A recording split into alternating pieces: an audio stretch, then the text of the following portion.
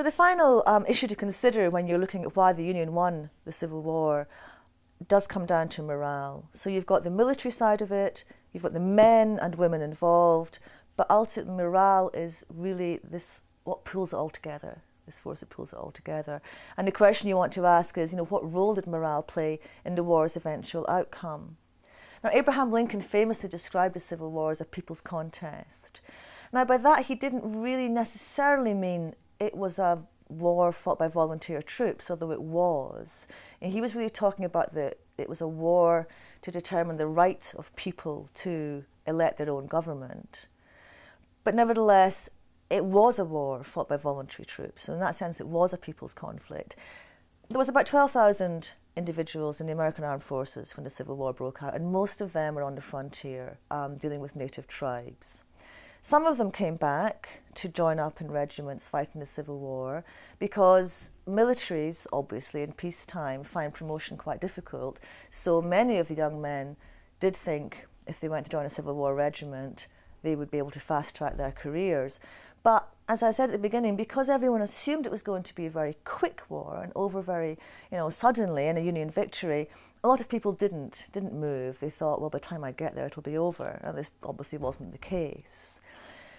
But the war, in military terms, is run by a combination of trained officers, men who've made a choice of a career in the military, and political appointees, if you like, voluntary officers. And most of the troops are men who have volunteered.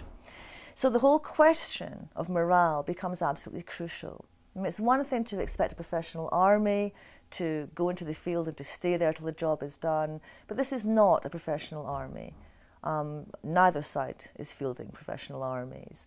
These are farmers, these are young men who, many of whom have not fired a gun in anger. Despite this myth, I suppose, of America as this gun-wielding nation, this is something that really comes after the Civil War, by which point many of them have worked out which end of a gun is which and happily go out west to use it. But before the Civil War, many Americans just didn't have guns. Even in the South, where it was supposed to be much more of a hunting, shooting, fishing culture, not every American was happy with a firearm. So you have these volunteers who come into the armies of the Union and the Confederacy expecting excitement, quite often finding terrible conditions, disease, smallpox, cholera, measles, all diseases that became epidemic in the context of military camps. And so what keeps them there? Morale becomes a really crucial aspect of it. It also really affects the Confederate attitude towards the war. The Confederacy is fighting a defensive war. All it has to do, because it isn't wanting territory, all it wants is independence. It wants to be left alone, it says. So all it has to do is persuade the Union to stop fighting. And that is really Confederate hope throughout the war, is if they can just wear the Union down, if they can persuade Northern people it's not worth continuing. And as I've said, in 1862, in the midterm elections, there's a huge swing away from the Republicans.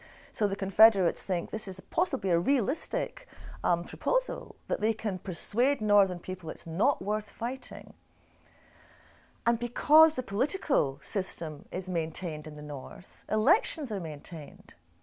So as the war progresses, Confederate leaders increasingly look towards 1864. They look towards that election year because they figure if Lincoln is not elected, the war will end and they can sue for a peace on their terms. And the Union general, who had done so much to establish the Army of the Potomac, was so very popular, George B. McClellan, he stands against Lincoln for political office in 1864, and he stands on a peace platform because he disapproves of emancipation, he disapproves of a war on property. He thinks war should be a gentlemanly pursuit and not be involving slaves at all. So there's a very, very real risk that McClellan might defeat Lincoln, and if that happened, the Confederacy would de facto have won. They would get the peace that they wanted. So how people like Lincoln and others in the North persuade Northerners to keep fighting as the death rate mounts, and this is not something that is invisible to Northerners.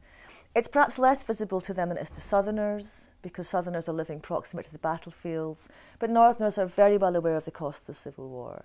You have, this is the early days of photography, you have a very big photographic exhibition, takes place in New York in 1862, called The Dead of Antietam, by the very famous photographer Matthew Brady. And so Northerners can go and visit these exhibitions and they can see these pictures of mangled bodies. So how you keep morale going in the face of that amount of death is an issue. You also have, you know, the Democratic Party, as I've said, were stuck in a way between being loyal opposition and being critics of the administration. You have people called copperheads who are actively opposed to the Lincoln administration and try to undermine the war effort. So their presence is quite crucial, and just to be aware of it, aware of the background to what's happening during the war in the Union. And when it comes to how morale is sustained, a lot of it does come down to one man.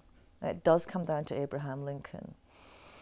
This is not perhaps a popular answer these days because people do want to think about, you know, the masses are doing, and that is very, very important. As I've said, the support network is crucial. But Lincoln, because he is the president of a party that has to fight for its existence at the same time as fight for the Union, because Lincoln is essentially fighting a war on two fronts, he is frequently having to explain to the northern population and to the world what the Union is fighting for. And he has to do it again and again and again. I mean, some people are very naive when the war begins.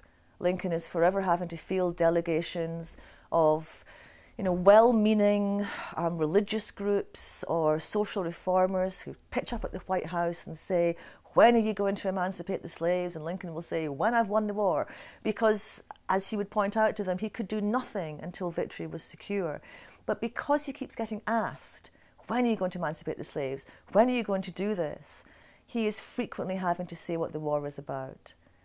When he decides to issue the Emancipation Proclamation, you know, he sends letters out, they appear in the press, they get sent to the diplomats, they get disseminated abroad, stating what the Union position is. And so it's never invisible, if you like, to the northern population what the Union is fighting for. It's fighting for emancipation, not necessarily because they want to abolish slavery or they feel sympathetic towards African Americans, I'm afraid, without wanting to sound too cynical. A lot of it does come down to this idea that somehow slavery was an embarrassment for this new republic. But nevertheless, they see themselves as fighting for the future of the United States. And it's that maintenance of that idea throughout the war, largely due to Abraham Lincoln, that really maintains the support.